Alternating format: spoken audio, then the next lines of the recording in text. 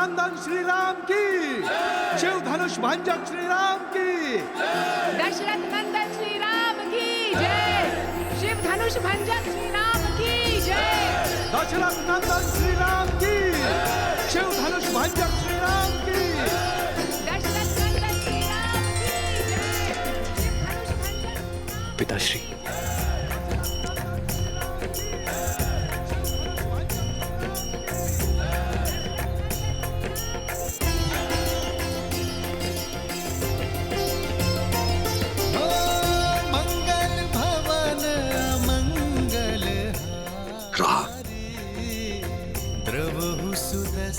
अयोध्या से जब विदा ली थी तो पुत्र तुम दशरथ नंदन थे,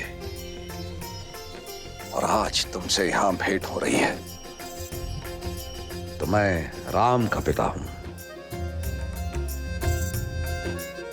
इतने कम दिनों में मेरा पुत्र इतना बड़ा हो गया।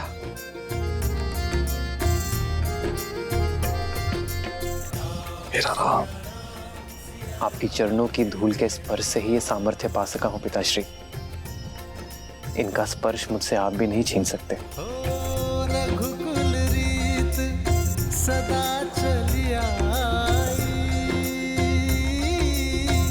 प्राण जाए पर वचन न पुत्र, तुम्हारा स्थान मेरे चरणों में नहीं, मेरे गले लग जाओ पुत्र। राम सिया राम जय जय राम, राम सिया राम जय जय राम, राम सिया राम जय जय राम, राम सिया राम जय जय राम। प्रणाम पिताश्री। पुत्र लक्ष्मण, आयुष्मान बाबा।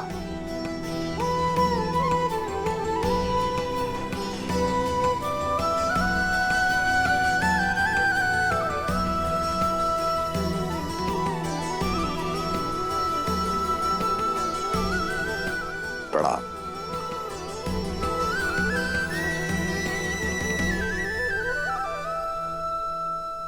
भूलोक पर कोई माया या दिव्य प्रदर्शन नहीं, अन्यथा हमारा भांडा फूट जाएगा और मेरा भोग छूट जाएगा। अब वेश परिवर्तन करें।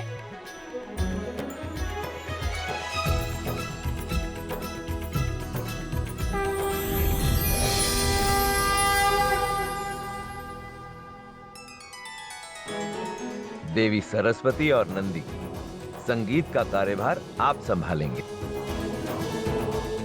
मैं वायुदेव, मैं विवाह का पंडाल बनाऊंगा। मैं अग्निदेव, और मैं स्वादिष्ट भोजन का प्रबंध करूंगा। और मैं आपका सहायक बन जाता हूँ। भोजन जाएगा तो रसोई घर से बन के ही ना। उचित है, मैं इस समूह का मुखिया बनूं, त्रिलोकदर्शी साधु। और मैं आपकी सेविका।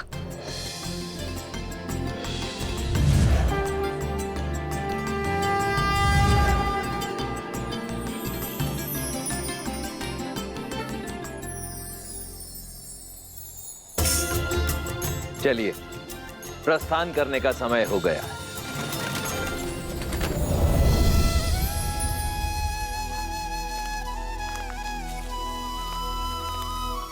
प्रभु, हम तो आपके ही पधारने की प्रतीक्षा में थे। हर कल्प और हर राम अवतार की भांति क्या इस बार भी मुझे आपका मार्गदर्शन करने का सौभाग्य प्राप्त होगा? काकभूषुंडी, आपको ये प्रश्न पूछने की कोई आवश्यकता ही नहीं, क्योंकि जो स्वयं मेरे प्रभु श्री राम की कई जीवन लीलाओं का साक्षी बना, उनसे अच्छा मेरा मार्गदर्शन भला और कौन कर सकता है? प्रभु, मार्ग तो मां सीता और प्रभु राम दिखा रहा है इस संसार को। प्रेम का मार्ग, त्याग का मार्ग।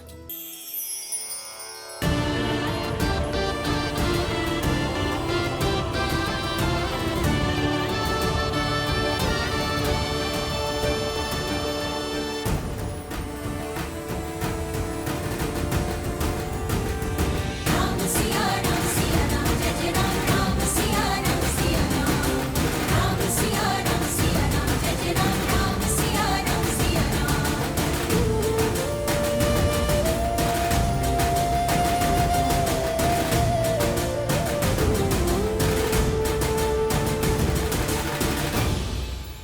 अयोध्यापति महाराज दशरथ, यह है मेरी पुत्री सीता।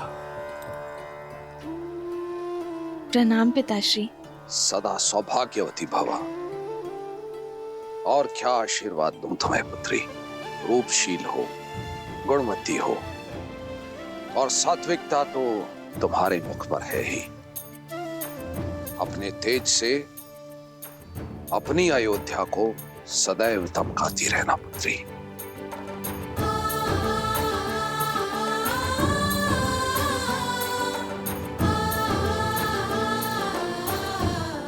राम, तुमने गुरुओं से सीखी सारी योग्यता लगा दी है इस चैन में। राजी,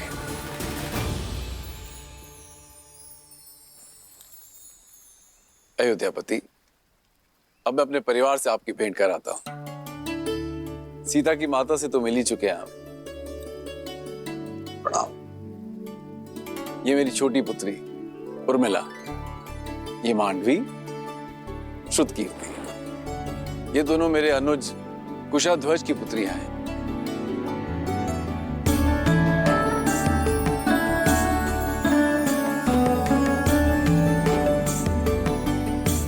महाराज, यदि आपको कोई आपत्ति ना हो तो क्या मैं आपसे एक प्रश्न पूछ सकता हूं? आचार्य, आप श्री राम के गुरु हैं, आपको अनुमति की आवश्यकता नहीं है। पूछिए, क्या पूछना चाहते हैं आप? महाराज, आपके कुल की पुत्रियां अनुपम तेज युक्त है, किंतु आपको कभी पुत्र प्राप्ति की इच्छा नहीं है?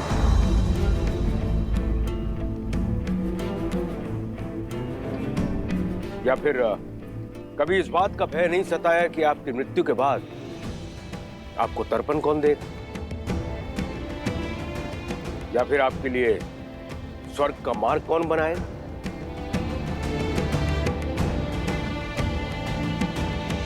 क्षमा चाहता हूं ऋषिवर, किंतु मैंने वेद, उपनिषद, स्मृतियों का गहन अध्ययन किया, किंतु कहीं भी ऐसा कोई उल्लेख नहीं कि पुत्रियों का मान, उनका पद, उनके अधिकार किसी भी रूप में पुत्रों से कम या नीचे होते हैं। न मान में, न पद में, न ही अधिकार में। मेरी पुत्री सीता ने केवल मुझे ही नहीं अपितु मिथिला को भी एक नया जीवन दिया। बंजर भूमि में अमृत की बूंद बनकर उभरी मेरी पुत्री सीता। जिस पुत्री ने मिथिला को नरक से बचाया, उस पुत्री के होते मुझे स्वर्ग की क्या चिंता ऋषिवर। और सत्य तो यह है, सीता के जन्म के बाद मैंने मृत्यु और मृत्यु के बाद की चिंता करना बंद कर दिया है। अद्भुत, अद्भुत मिथिला नरेश। आज मुझे मेरे एक और प्रश्न का उत्तर मिल गया। किंतु महाराज, मैं ठहरा नास्तिक, और लोगों का यह मानना है कि मुक्ति जो है पुत्र प्राप्ति के बाद ही होती है। कदाचित मेरे मुक्ति के मार्ग के लिए ही महादेव ने मुझे एक योग्य पुत्र दे दिया है, मेरा जमाता राम।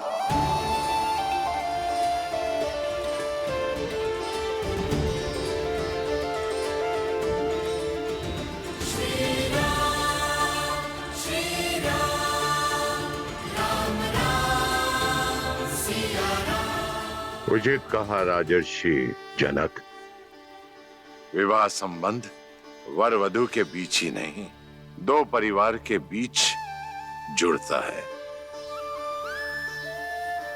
राम अब आप ही का पुत्र है।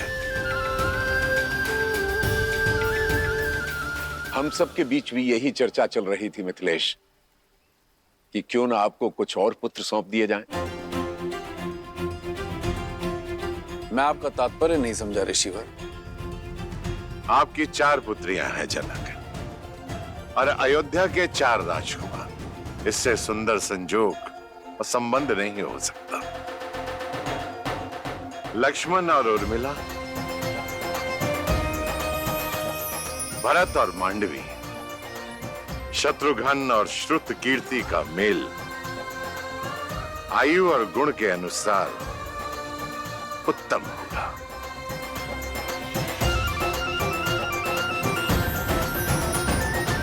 आपका क्या विचार है इस विषय में अयोध्यापति?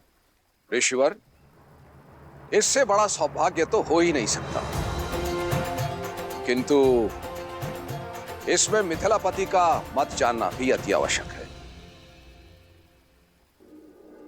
मेरे कुल की चारों पुत्रियां सूर्य वंश के आंगन में जाएं, इससे बड़ा सौभाग्य मेरे लिए और क्या हो सकता है अयोध्यापति।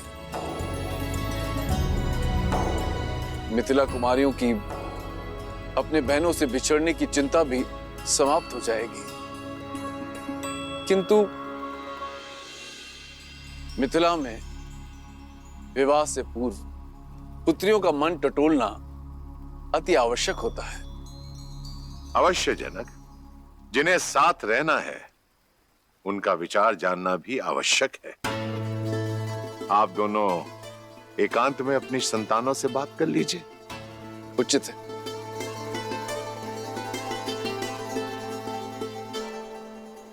बोलो अनुज, प्रसन्न हो?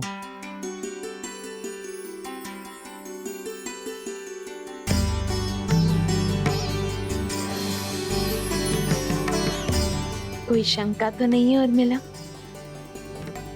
पूजा आपने की दीदी, और फल मुझे भी मिल गया। और वैसे भी महादेव और माता गौरी के निर्णय पर कैसी शंका? सीता दीदी की पूजा का फल केवल उर्मिला दीदी को क्यों मिलेगा? हमें भी तो मिलना चाहिए ना, क्यों मानवी दीदी? कितनी बार निवेदन करूंगा भाई, अयोध्या से संबंधी पधारे हैं। कुमारी जानकी के विवाह तक कोई भीतर नहीं जा सकता। आप लोग के भोजन का प्रबंध उधर उस पंडाल में किया गया है। भद्र, मैं भी तो कब से यही निवेदन कर रहा हूँ कि हम इसी शुभ विवाह के प्रबंध के लिए आए हैं। मैं आपको अपने दल का जब परिचय दूंगा ना, आप स्वयं समझ जाएंगे। इन दोनों को देखते हैं, ये दोनों संसार के सर्वश्रेष्ठ रसोइये हैं, और ये नन्हा सा नटखट बालक इनका सहयोगी है। और ये जो पंडित जी हैं, ये तो इतने प्रकांड पंडित हैं कि इनके ज्ञान की तुलना आप स्वयं ब्रह्मा जी से कर सकते हैं। और ये देवी जी जो खड़ी हैं, ये अद्वितीय नृत्यांगना तो हैं ही, परंतु जब वाद्य यंत्र पर अपनी उंगलियां फेरती हैं तो ऐसा लगता है कि स्वयं देवी सरस्वती आ गई हो।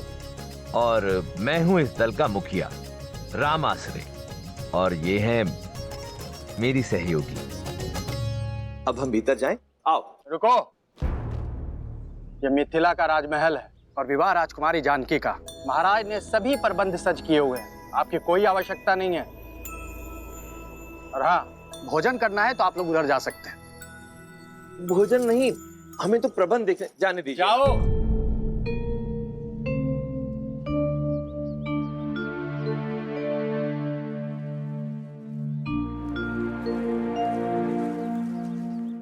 अब क्या करेंगे? प्रभु, मुझे आज्ञा दें। उचित है, आप जाइए। जी। मुझे भी आज्ञा दीजिए प्रभु। अब आपको किस बात की आज्ञा चाहिए? और कितनी देर प्रतीक्षा करे प्रभु? मैं अदृश्य बनकर वहां चला जाऊं? अदृश्य होना तो हमको भी आता है वायुदेव, पर दिव्य शक्ति प्रयोग नहीं करनी ना।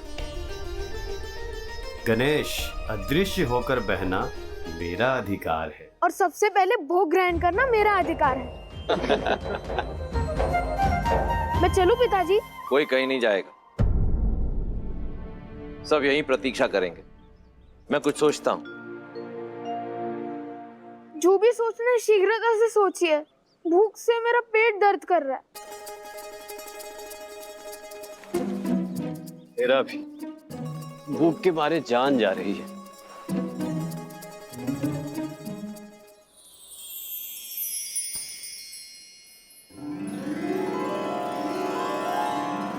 भूख से मुंह कुमला गया है पुत्र, ये लो खाओ। इस पे मेरा अधिकार। अरे तुम तो और भी ज्यादा भूखे लग रहे हो। लो ये पूरी टोकरी तुम ही रख लो। ये टोकरी का मैं क्या करूंगा माता? मुझे तो केवल ये रसीले फल चाहिए।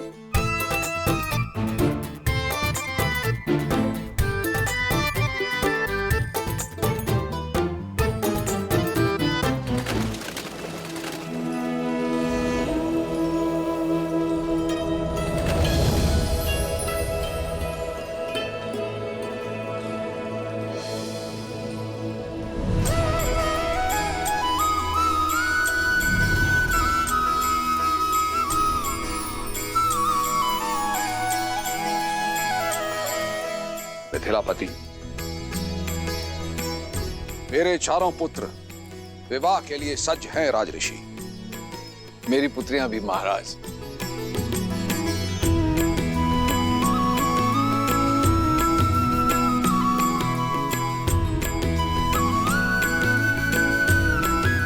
विराजी।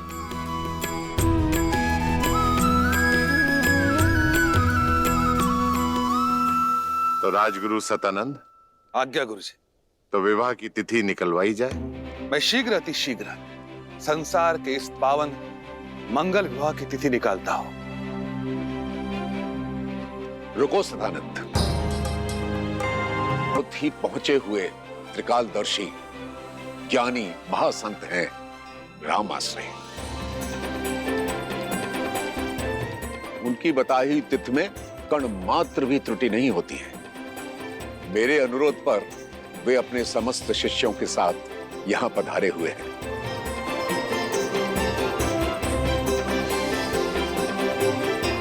मैं देख सकता हूं वो अपनी साथियों के साथ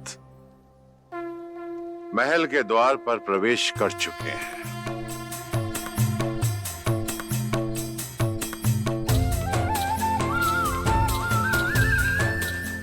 अद्भुत दृश्य है, अद्भुत।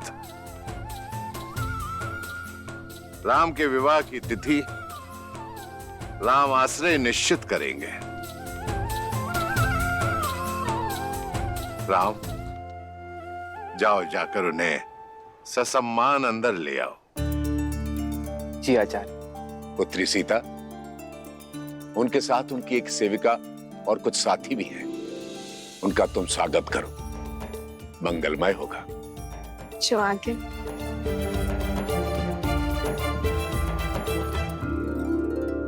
प्रभु, और कितनी प्रतीक्षा करनी पड़ेगी? अंदर जाने का अवसर कब प्राप्त होगा?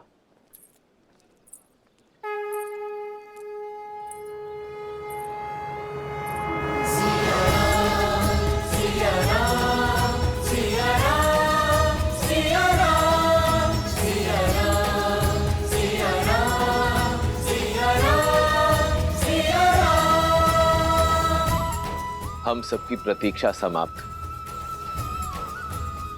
क्योंकि हम सबका स्वागत करने के लिए स्वयं नारायण और देवी लक्ष्मी पधार रहे।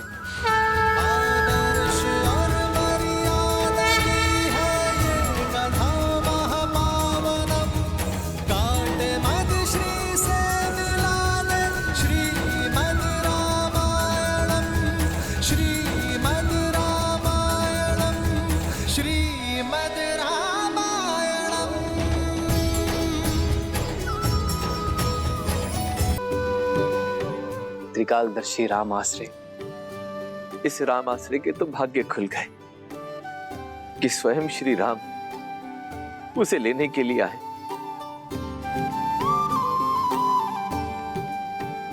देवी गौरिका समेत आप सभी को सीता का प्रणाम।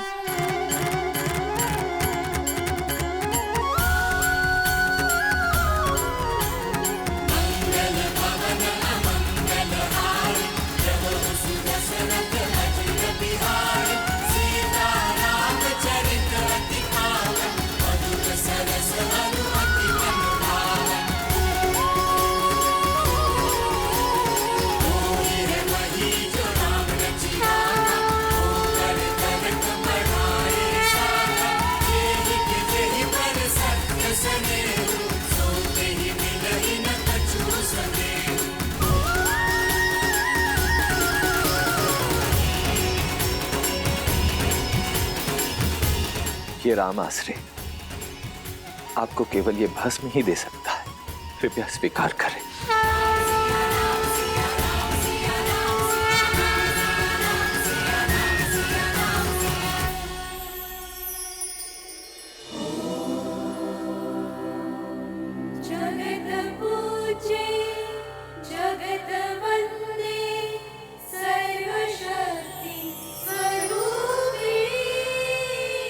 आइए।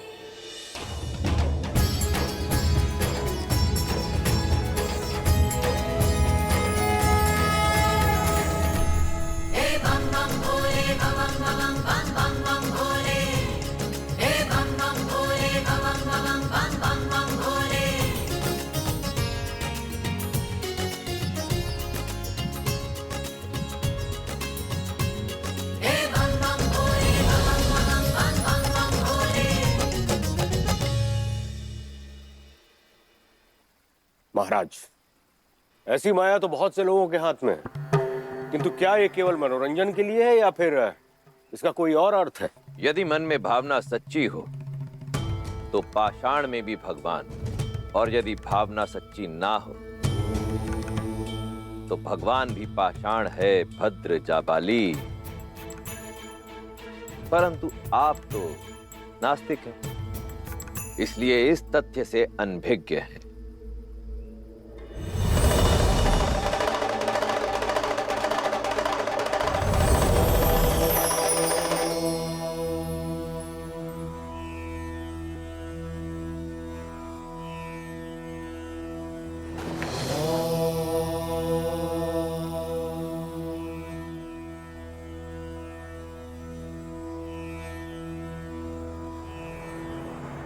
असंभव।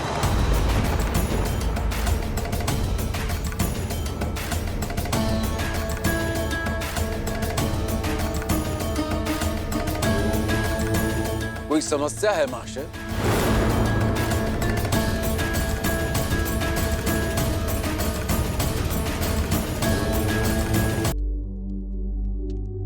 असंभव।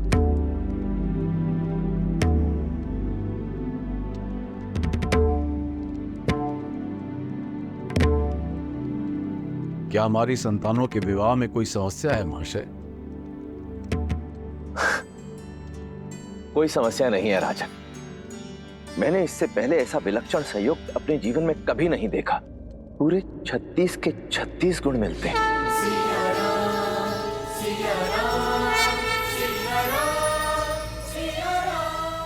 ऐसा प्रतीत होता है जैसे देवी सीता और श्री राम का साथ जन्मों जन्मों का है।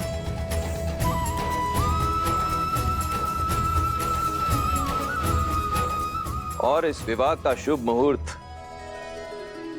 आज से 3 दिन बाद है। धन्यवाद संत श्री। और मेरे शेष पुत्रों के विवाह का मुहूर्त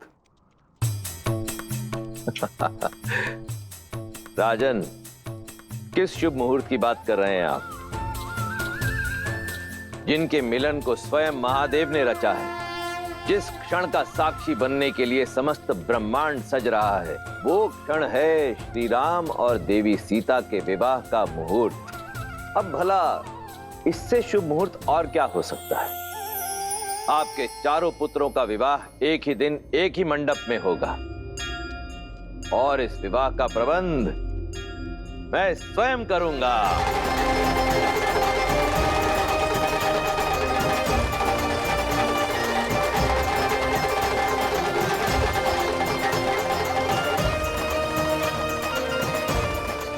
हम चारों भाइयों का विवाह एक ही दिन और एक ही मंडप में।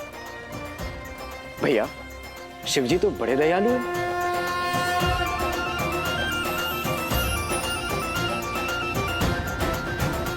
मेरे राम का विवाह है महाराज, ये अवसर मुझसे मत छीनिए। मैं अपने राम को फेरे लेते हुए देखना चाहती हूँ। हमारे पुत्र भरत के विवाह में उसकी माता अवश्य उपस्थित होगी।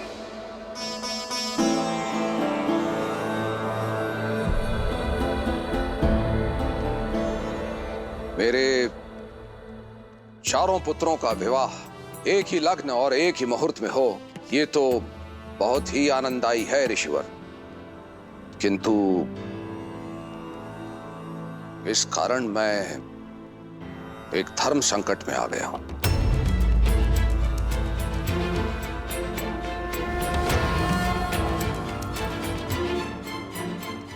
हमारे विवाह का मुहूर्त आपके लिए धर्म संकट पिताश्री? धर्म संकट का कारण विवाह का मुहूर्त नहीं है राम।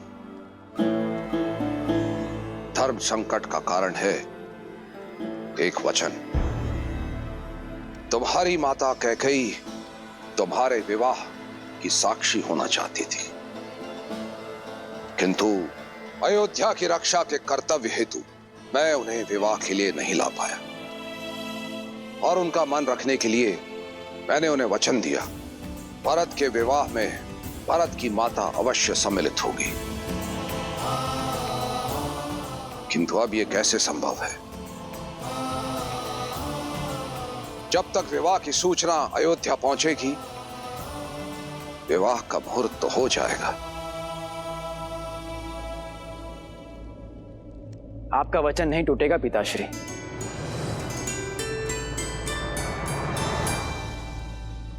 वो इसलिए क्योंकि मेरे विवाह को देखने हेतु मेरी एक माता अवश्य उपस्थित होगी।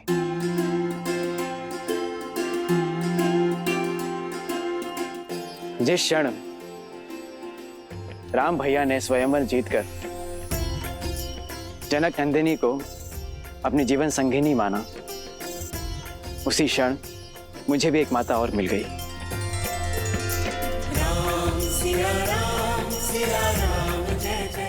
शास्त्रों का कथन और अयोध्या की मर्यादा यही है कि बड़े भाई की पत्नी का स्थान देवर के लिए माता के समान होता है।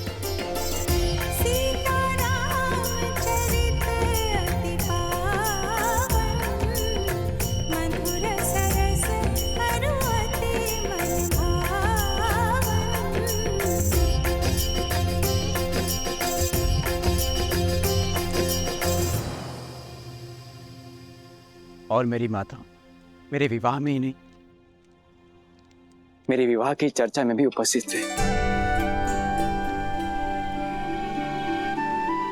माता, भैया ने सदैव पिता का स्नेह और सुरक्षा तो दी ही है, क्या आप भी उसी प्रकार अपने इस पुत्र पर आशीर्वाद बनाए रखेंगे?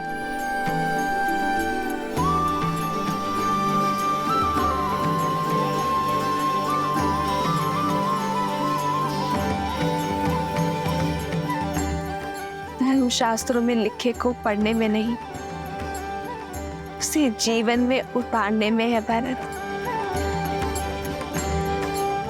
जितना पवित्र तुम्हारा मन है, उतना ही पवित्र और सुंदर संबंध दिया है तुमने आज मुझे।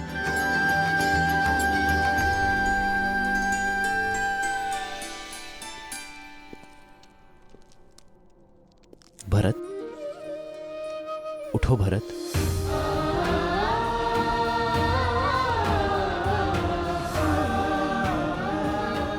मेरे भाई जैसा भाई मिले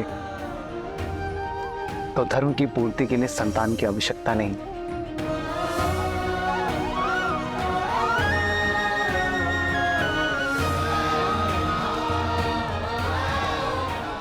शास्त्र तो यही कहते हैं कि माता अपने संतानों के बीच भेदभाव नहीं करती। क्या केवल आप भरत भैया को ही आशीर्वाद देंगे भाभी माँ, हमें नहीं?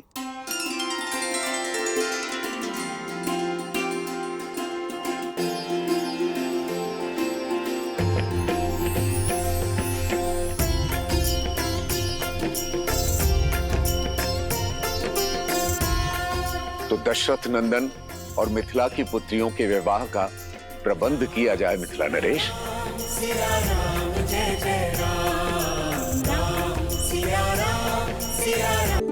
चिरंजीव महाराज दशरथ, ये मेरा अनुज है कुशाध्वज, प्रणाम। और उनकी पत्नी चंद्रभागा, मांडवी और श्रुतकीर्ति के माता पिता। जी, आपसे भेंट करके बहुत प्रसन्नता हुई।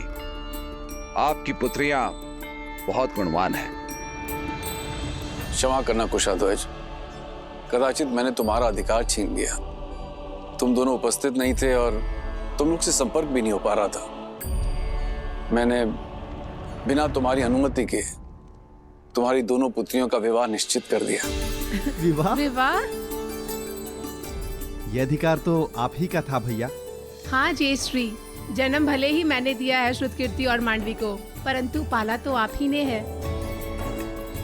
हम तो सदैव ज्ञान की प्राप्ति के लिए यहाँ वहाँ भ्रमण करते रहे, इसलिए पहला अधिकार तो आप दोनों का ही है। और आपसे अच्छा हमारी पुत्रियों का हित कोई नहीं सोच सकता। उचित समय पर आए। नगर में विवाह की शोभा यात्रा आरंभ हो गई है।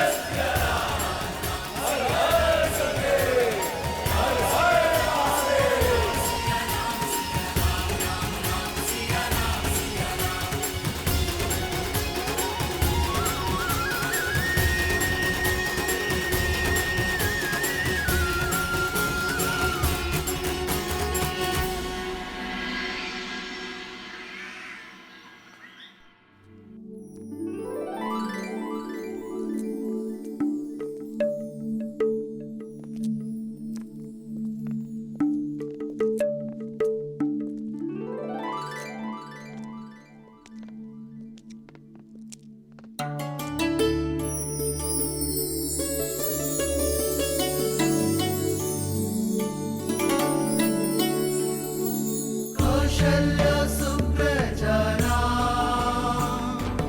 पूर्व संध्या प्रवर्तते उत्तिष्ठ नरशार्दूलकृतद्वयम् दैवमानिकम् उत्तिष्ठोत्तिष्ठ गोविन्द उत्तिष्ठ गरुडध्वज उत्तिष्ठ कमलाकान्त त्रैलोक्यं मङ्गलं कुरु।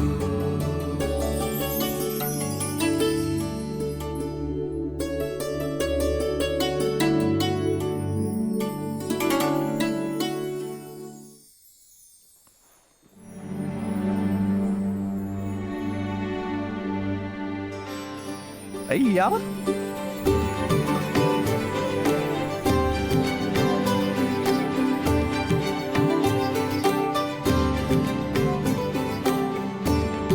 सज्ज हो जाइए भैया, आज से विवाह रीतियां आरंभ होने वाली हैं आपकी। जी हाँ भैया, केवल राम भैया की नहीं लक्ष्मण भैया, अब तो हम सबकी होने वाली है। शुभ घड़ी तो है। इतने वर्षों से स्वतंत्र हमारा शत्रुघ्न इसी बंधन में तो बंधेगा।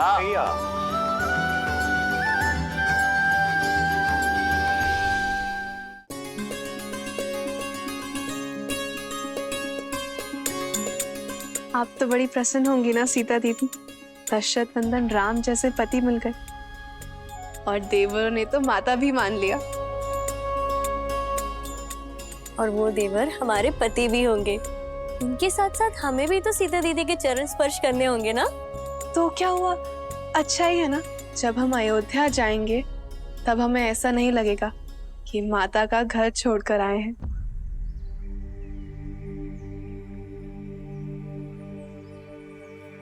क्या हुआ दीदी, आप अचानक गंभीर हो गई?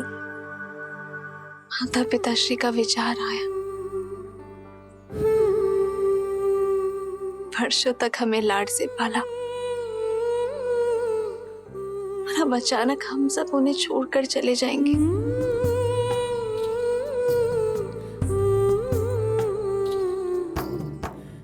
संसार चलाने के लिए संतान का विवाह आवश्यक है, ये वो भी जानते हैं, लेकिन अपने आत्मा के अंश को स्वयं से दूर करने में पीड़ा तो होती है ना। जाने क्या बीत रही होगी पिताश्री पर।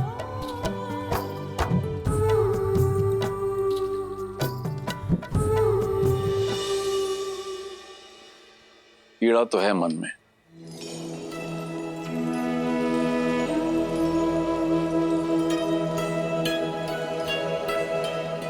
किंतु दशरथ नंदन जैसे पुत्रों को पाने का आनंद भी है।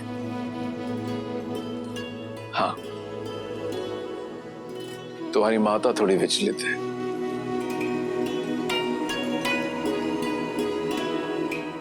कहाँ एक पुत्री के विवाह की चिंता थी और कहाँ अकस्मात ही चारों पुत्रियां एक साथ विदा हो जाएंगी।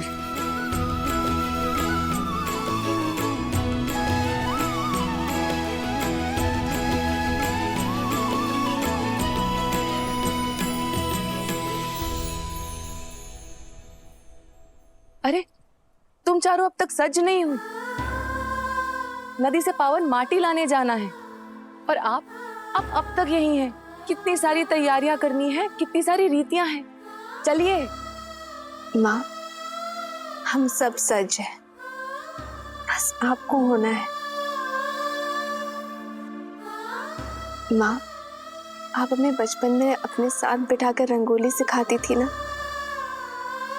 आज फिर से करें।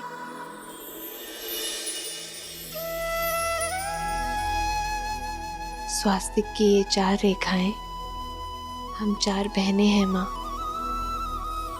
और ये भिन्न दिशाओं में जाती हुई रेखाएं हमारा होने वाला परिवार। रेखाएं चाहे कहीं भी चली जाए, लेकिन वो अपना केंद्र कभी नहीं छोड़ती। और हम चारों का केंद्र आप है माँ। हम चाहे कहीं भी चले जाएं, लेकिन आपकी दी गई शिक्षा, आपके दिए गए संस्कार हम कभी नहीं भूलेंगे।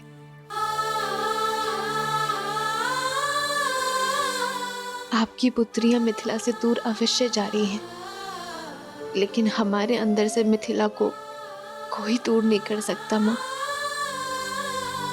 और जब हम दूर ही नहीं जा रहे हैं तो फिर चिंता कैसी?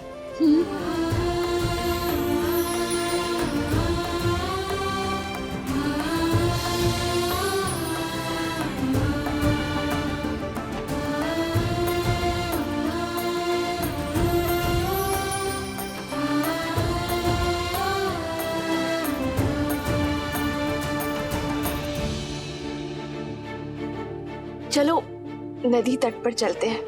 मिथिला की महारानी के चारों जमाता वहां प्रतीक्षा कर रहे होंगे, और अगर विलंब हो गया ना तो महारानी बहुत डांटेगी। भूर्भुवस्वः तत्सवितुर्वरेण्यं भर्गो देवस्य धीमहि धियो यो नः प्रचोदयात्।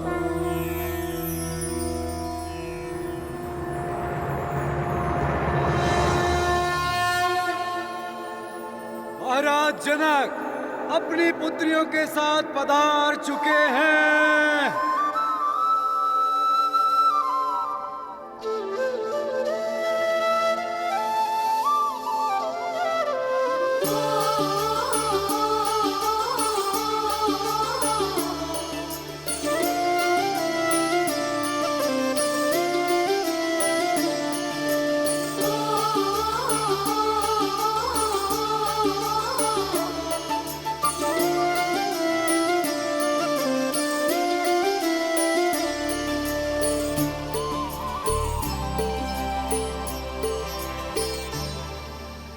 प्रेम समर्पण करुणा ज्ञान से है भरा दो प्यारा नाम।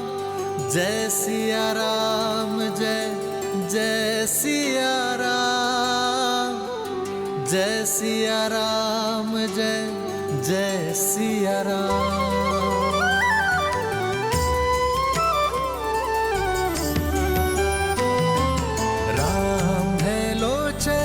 सीता दृष्टि, राम है बादल सीता वृष्टि।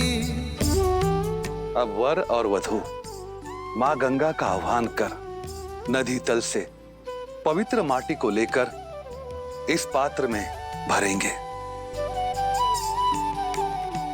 तत्पश्चात वर उसे वधू को सौंप देंगे।